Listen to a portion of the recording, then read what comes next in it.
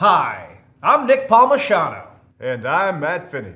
And this is the Bad News Network.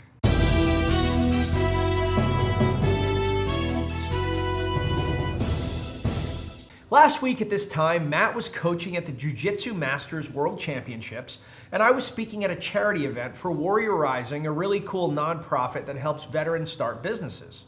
That same day, Tom and Alex were in Washington, D.C. supporting another veteran nonprofit. They rushed back from D.C. and made BNN without very much sleep. It wasn't our best episode, but I'm not going to say that I apologize. And it's not that I won't apologize. I have many times. I have no ego about it. I make mistakes. We make mistakes. It's life. But the hate those guys got for that show was insane. This is a free news program. We don't make any money off of it. It typically takes 4 guys 2 days a week to knock this out. We do it because we try very hard to offer some balance to the news in an amusing way. I have no problem with people telling us we are wrong. In my opinion, particularly on Rittenhouse, we were last week. But jumping to character judgments about my team and talking about how we sold out, well, bless your hearts. If I wanted to sell out, I would have parroted Trump for 4 years. If I wanted to sell out, I would be all about Taylor Greene and Boebert bullshit. That's how you build an audience and cash in 2021. You say exactly what your side is supposed to say, louder and dumber than the guy or girl next to you. That's enough of that. To most of you, I really appreciate you. Now, on to Rittenhouse. He's going to be found not guilty of murder, and that's the right decision. That doesn't mean he's not an idiot. That doesn't mean that seeking out a rally full of idiots and walking around with a long gun at the low ready isn't tempting the fates. That doesn't mean that if my 17-year-old tried to sneak out of the house and go to this thing, that he wouldn't be zip-tied to his room so that option was completely removed. All of that can be true, but he didn't commit murder. Let's run through what we know now that we've heard from all the witnesses and the prosecution has shared the actual footage of the events in question rather than the potato version of those events that they originally provided. I'm not even going to talk about the criminal records of those involved because while it shows some of them have had a sordid past and others are straight scumbags, it's not pertinent to the events of the day. Rittenhouse had been with his group all day and there had been very little excitement.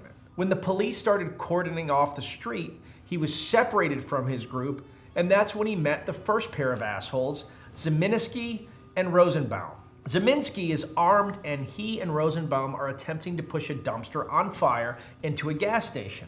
Nice guys. Some bystanders on their side, whatever that means, stopped them from doing that because that's some pretty significant mayhem they were about to cause. Rittenhouse walks up on all this, and the armed Ziminski gets in a verbal altercation with him. Rosenbaum then charges Rittenhouse, who runs away, leaving the altercation. But Rosenbaum pursues him further, throwing his bag of belongings at Rittenhouse. Ziminski then discharges his handgun into the air. Rittenhouse believes he is being engaged by the 2 guys chasing him.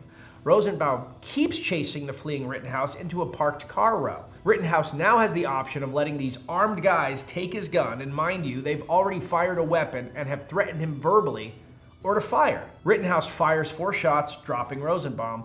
Someone else, possibly Ziminski, or possibly a third person, then fires 3 more shots. Rittenhouse flees again. As he's running away, a mob starts chasing him. Someone punches him in the back of the head. Rittenhouse continues trying to flee, but he stumbles and falls. Someone then tries to jump kick Rittenhouse while he's down right in the head. Rittenhouse fires a shot, the only miss he had all night. Anthony Huber then hits Rittenhouse with a skateboard and grabs Rittenhouse's rifle. Some people think Huber was a bad guy trying to hurt Rittenhouse because he was just an asshole. Others think he came to the party late and heard everyone yelling that Rittenhouse had shot someone and thought that Rittenhouse was an active shooter and was trying to be a hero and do the right thing. In either case, his reasons change nothing in terms of whether or not Rittenhouse committed murder. From his perspective, he had been shot at, he had been beaten, and now there was a guy on top of him who had just hit him with a deadly object, who was trying to take his weapon and possibly kill him. Rittenhouse fires a single shot, and that kills Huber. The sound of that shot causes charging Gage Grosskreutz to stop short and put his hands up with his handgun in his right hand. A handgun, I might add, that he does not have a legal permit for. Rittenhouse refrains from firing on Gage and lowers his rifle. The second he does that, Gage re-engages and points his handgun at Rittenhouse. Rittenhouse levels his rifle and fires, putting a round through Gage's right arm. He then flees to the police and attempts to turn himself in. That's pretty standard textbook self-defense. And the fact that he was stupid to bring a long gun into the situation doesn't make it illegal. First of all, contrary to the media reports, he didn't bring the gun over state lines. Second, according to Wisconsin law, a person under the age of 18 may possess a rifle or a shotgun as long as 1, the weapon is not a short-barreled rifle or short-barreled shotgun, and 2, the person is not violating hunting statutes under Wisconsin statutes. So how did we even get here? The fairly incompetent prosecution essentially filed the charge against him, and the media picked up on that, but the prosecution was just hoping that no one would check to see if the rifle was an SBR.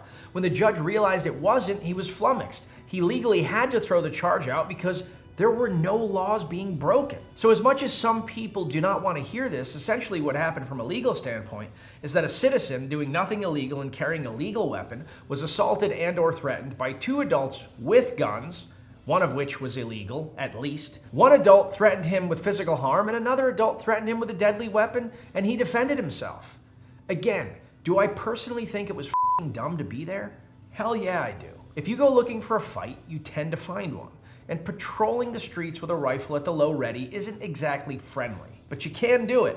It's not illegal. As always, the media has sucked here, filling the airwaves with misinformation. They talk about how Rittenhouse crossed state lines, 21 miles away, but not how Grosskreutz traveled 51 miles to be part of this violent protest. But please be careful. Rittenhouse is not a hero, nor is he a villain. He's an idiot. He's 17. And he was playing at being a sheepdog. He attracted several criminals and maybe one good Samaritan or criminal who misread the situation to engage him. We shouldn't hold him up as an ideal, but nor should we be calling for his head on a pike. But we should want justice, which, given the information, in our opinion anyway, is a non-guilty verdict.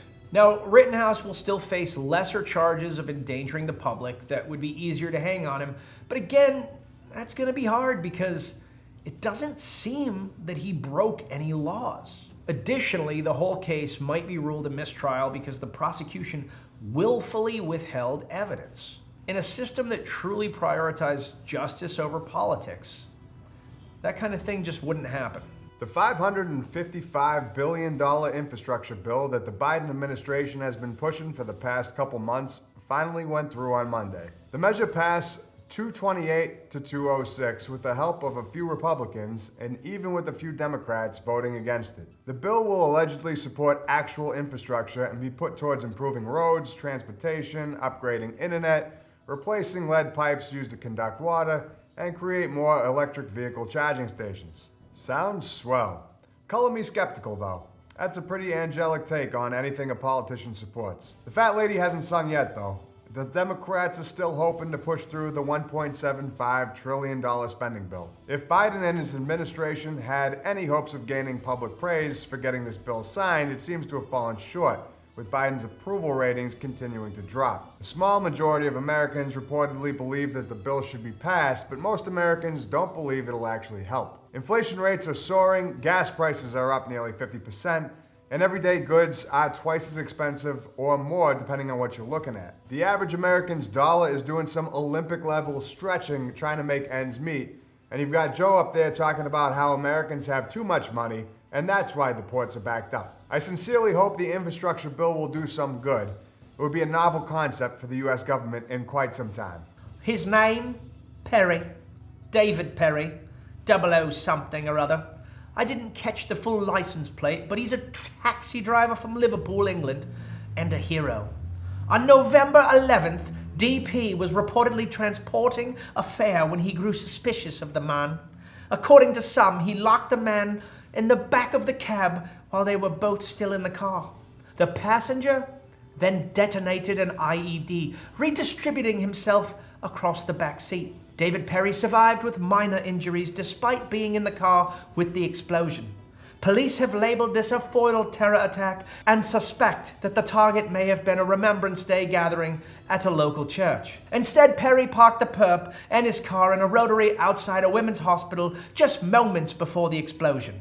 Many have hailed David Perry as a hero, extraordinarily brave and inspiring. His wife, however, told everyone to calm down and stop blowing it all out of proportion. She said David is just lucky to be alive. Never mind all that other nonsense. David was unavailable for comment following the interview, but his wife did slide us a note that said, "Help." Hats off to you, David Perry. We're sorry your wife won't let you have one moment, but thank you for being a hero. Huzzah!